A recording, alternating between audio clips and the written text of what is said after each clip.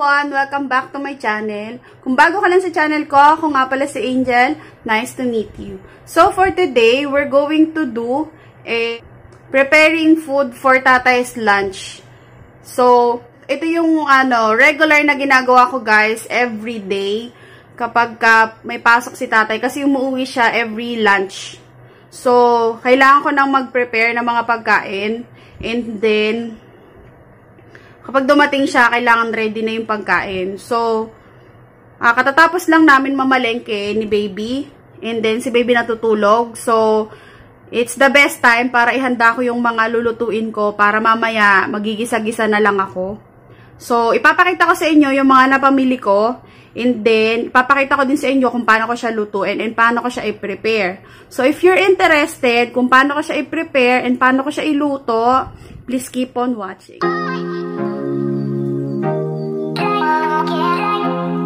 Mga napamili ko for today. So, ito, bumili ako ng bell pepper. So, ang isa nito guys is 10 NT. So, binili ko 6. Tapos, yung carrots is 5 NT ang isa. So, bumili ako ng 2. Tapos, ito yung monkey apple. Ito, para to kay baby. Tatanggalin ko lang yung buto. Yung nabili ko is maliliit. Pero ang bili ko lang dito guys, 14 NT lang yung ganyan na karami. So, bumili din ako ng baboy. So, ayan. Doon ako kay Ape bumibili ng baboy guys. So, ito ay nabili ko for 300. And then, bumili ako ng dilis. So, ang ilalagay ko dito sa dilis guys is yung aking siling hindi maanghang. Para yung siling haba pero hindi siya maanghang. The best yun na partner niya.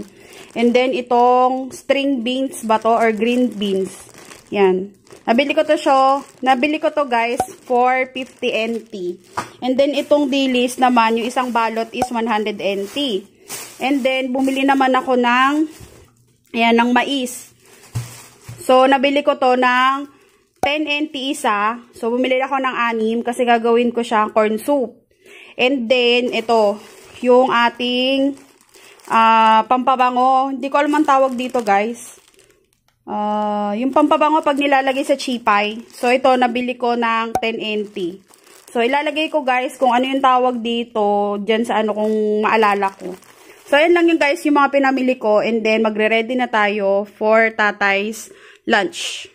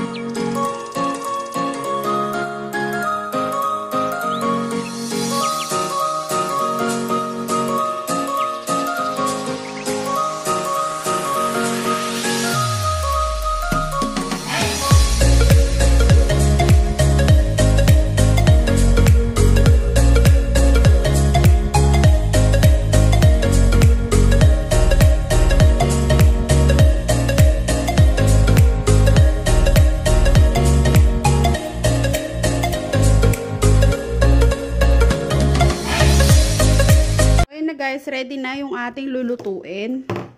And ito na yung ilalagay ko. So, ang gagawin ko dyan, ito yung partner. Yan, tatlong yan. And then, ito yung partner, dalawa. So, ito, dalawang potahe yung iluluto ko sa kanya. And then, ito yung magkakasama dyan. So, and gisa-gisa lang to. And then, ito, bell pepper, lalagyan natin yan ng itlog. And then, ito, ilalagay din natin. Pero, onti lang ilalagay natin bell pepper. So, ayan lang yung, bali, tatlong potahe lang yung iluluto natin. Kasi nga, kami lang naman din ang kakain. So, para hindi masayang. And, para maubos. So, ayan lang guys. Then, mag-prepare na tayo. First, iluluto muna natin yung baboy guys. Yan. Papakuluan muna natin siya. So, papakuluan muna natin yan. Para lumambot siya. Kasi medyo, nagkaano siya eh. Nakikipaglaban pag hindi pinakuluan. Pero okay lang din naman na kasi maninipis lang naman yung, maninipis lang yung slice ko. So, papakuluan muna natin yan. Then, later, i-add na natin yung bell pepper. What I do is, pinapaiga ko yan. Then, iaano siya, yung, magpiprito siya sa sarili niyang mantika. So, hintayin muna natin siya. Then, binabali-baliktad ko para pantay yung luto. So, ayan na guys. Ano na siya? Iga na. So, ginagawa ko lang, ginigisa-gisa ko lang siya. So, ginigisa-gisa ko lang. Then, hinaan natin yung apoy.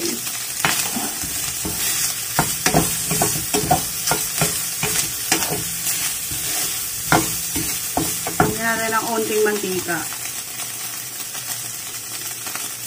Wala na akong mantika. Onti lang.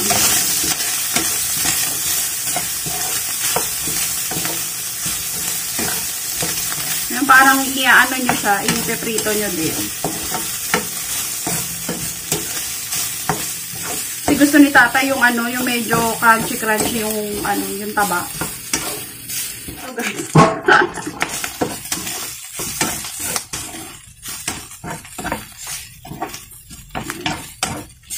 So, ilagay na natin yung... So, guys, hugas ko na to ha. Kunti na ilalagay natin. Parang gulay lang naman. So, ayan. Isa natin sila sa inyo.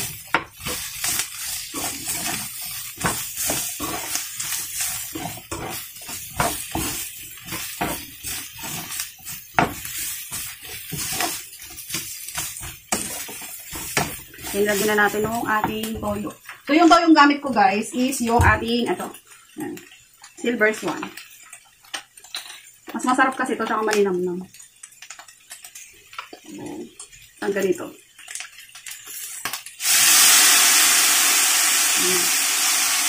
Then, halo-halo.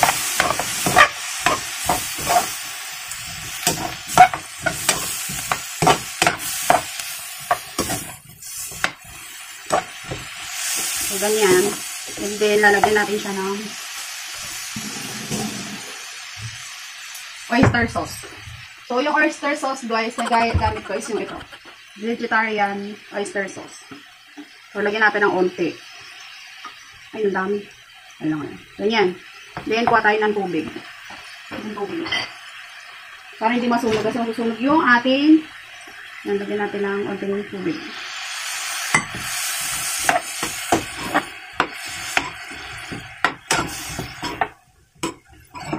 Okay. Dahil lang natin siyang siya guys.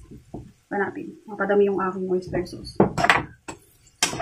So, hintayin lang natin siyang kumulo. Then, pag kumulo, okay na yan. Luto na to.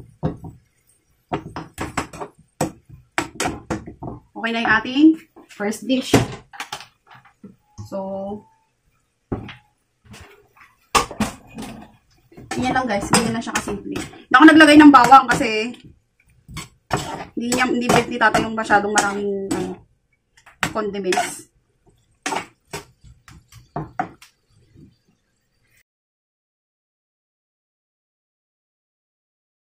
Lulutuin naman natin guys yung second dish.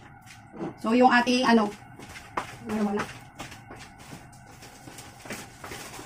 So, lulutuin naman natin guys yung ating dilis. Bango. Oh, naisip ko to.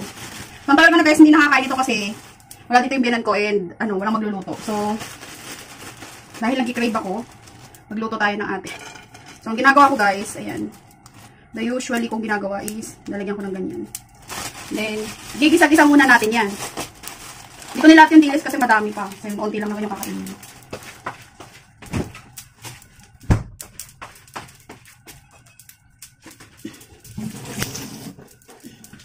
So, ang gagawin natin guys, ayan. Gigisa-gisa natin siya. So, hinaan natin yung ating kalan. Gigisa-gisa natin.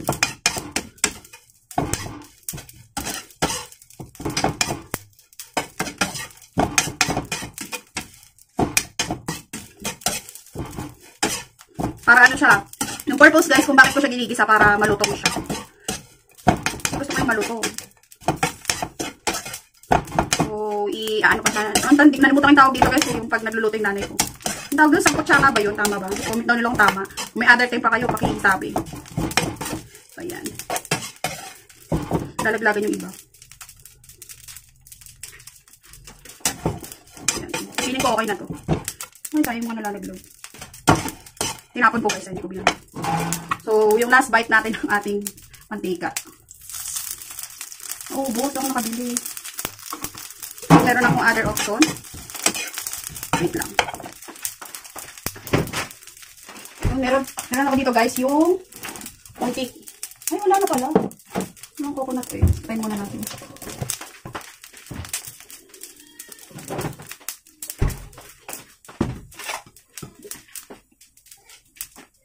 Ayan.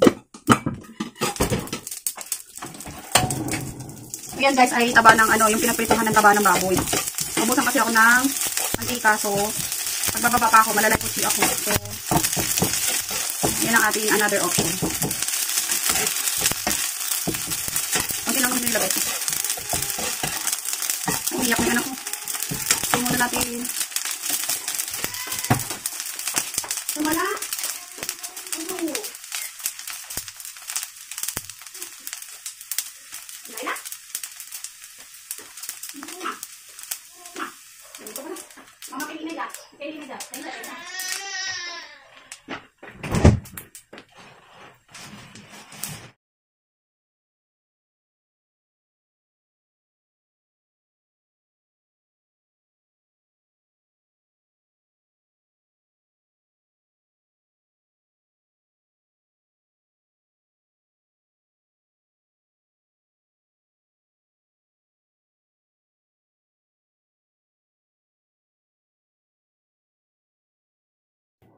So, naubusan ako guys ng mantika. So, ang ginamit ko yung mantika ng baboy since hindi na ako makakababa and late na. So, ayun yung ginamit ko panggisa ng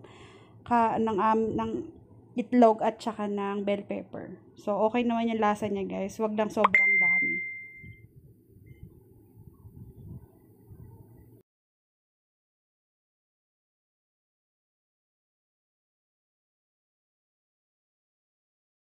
Ayan na guys, yung aking tapos ng luto. Ayan. May itlog, with dilis, at baboy. So, ayan si tatay. Nagong hot sa ma? Okay ma? Okay. Ayan siya, nauwi siya dito guys pagka tanghali. Then yan yung niluluto ko. Hindi ako gumawa ng ng sabaw. So, ayan lang. Kasi nga, umiiyak na si baby. Yan yung luto ko today. Doon sa niluto ko. Ayan. Yan na rin yung ulam para mamayang gabi. Guys, nakabalik na si tatay sa work niya. And tatapusin ko ni dito yung vlog. So, if you like this video, please give me a thumbs up.